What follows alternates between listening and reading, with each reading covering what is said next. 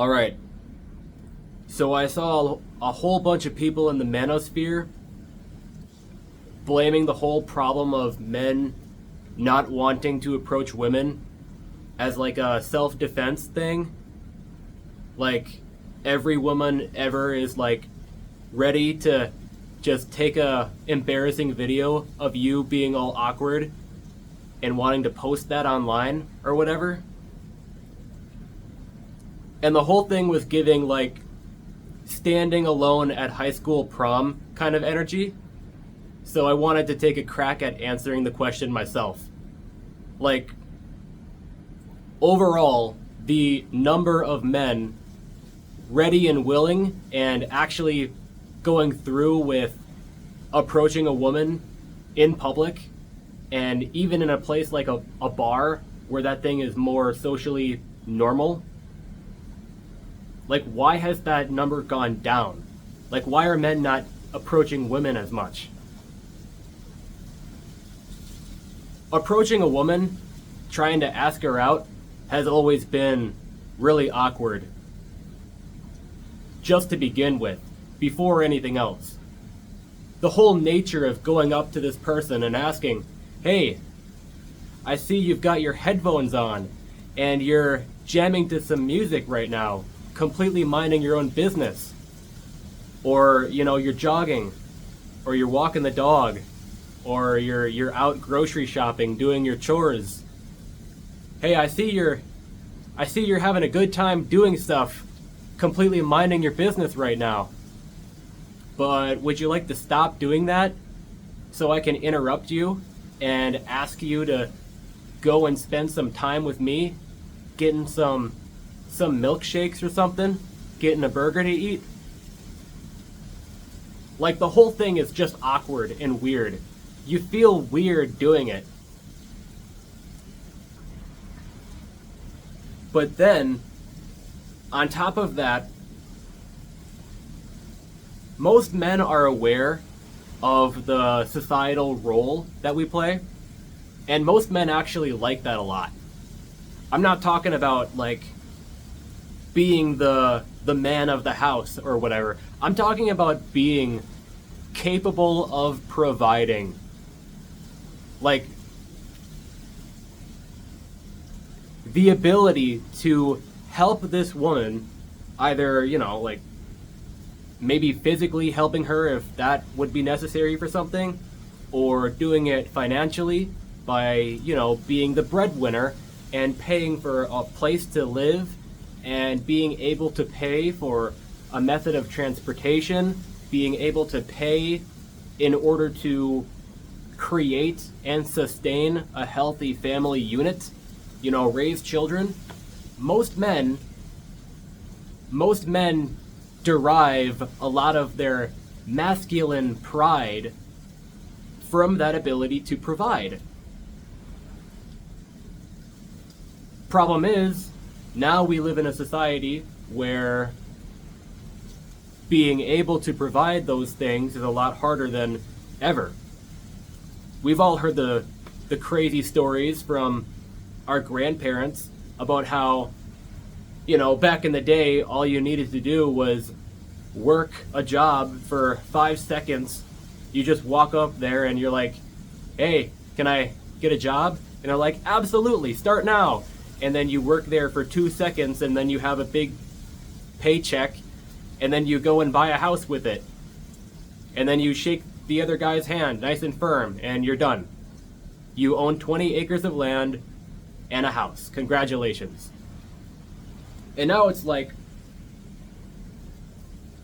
if you work 2 separate jobs at the same time for a combined total of like 12 or 13 hours every single day, including weekends, and you do that for 20 years, and you save up every single dollar that you made in those 20 years of your life, all of that together, and you would just barely be able to pay for one small home.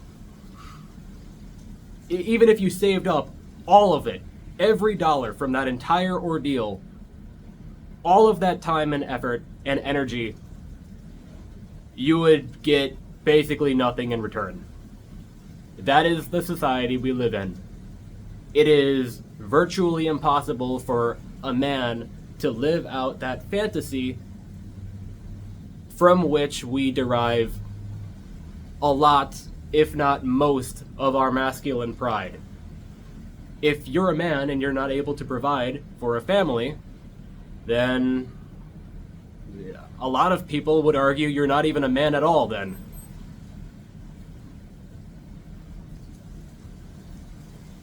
Approaching a woman, asking her out on a date, requires confidence. And study after study, statistic after statistic keeps coming out about how the average man is more anxious than ever, less confident than ever. They're more financially unstable than ever. You know, all of the worst things, high. All of the best things, low. We've all heard those studies. So the confidence there is completely shot. And most men understand if they don't have a home, they don't have a car, they don't have some other big thing like that, and then they go up and they ask a woman for a date, she's gonna lose interest. So like, why even bother at that point if you already know it's gonna fail?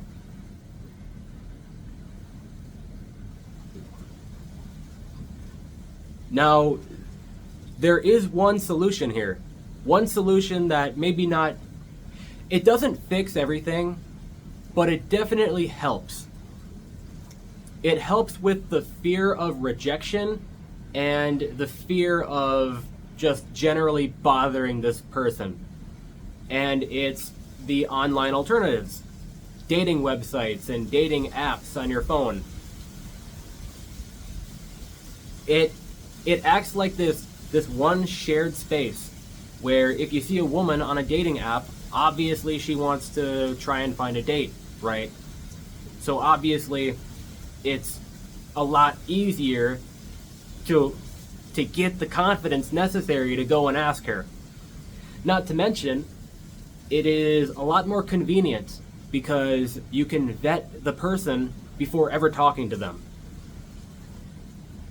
One of the big problems with trying to meet people at a public place, you go up to them and you have no idea who they are. You don't even know their name. You don't know anything about them.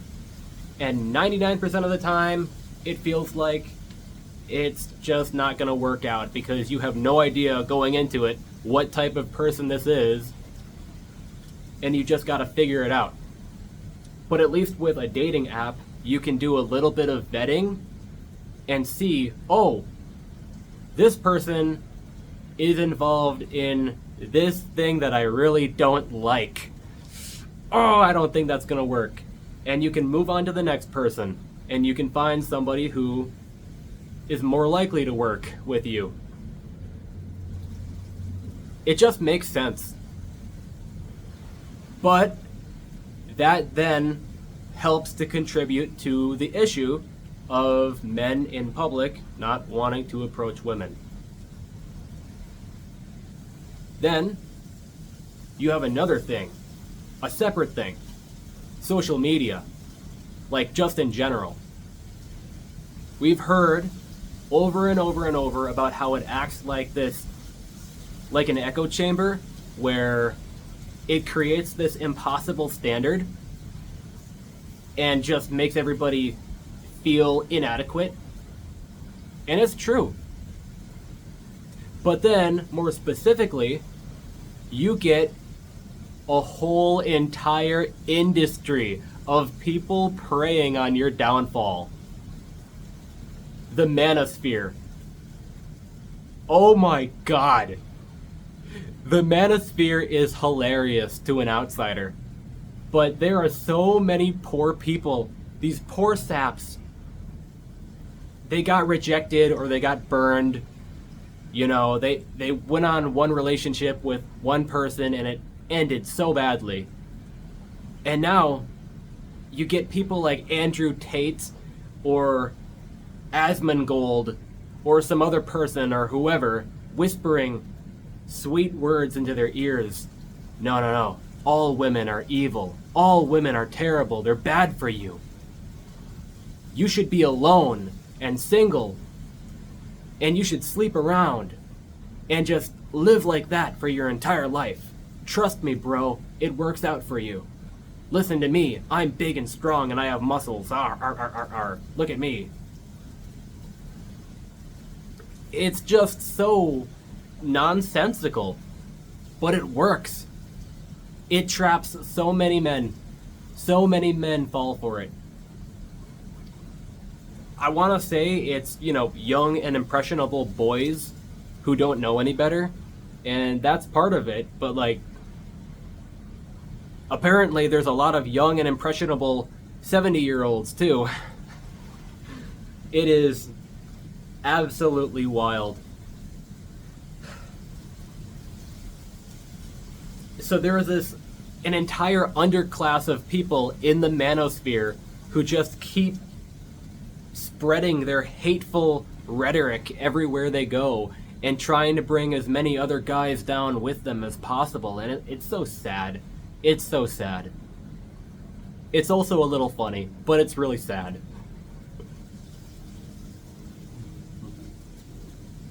Let's see. So we talked about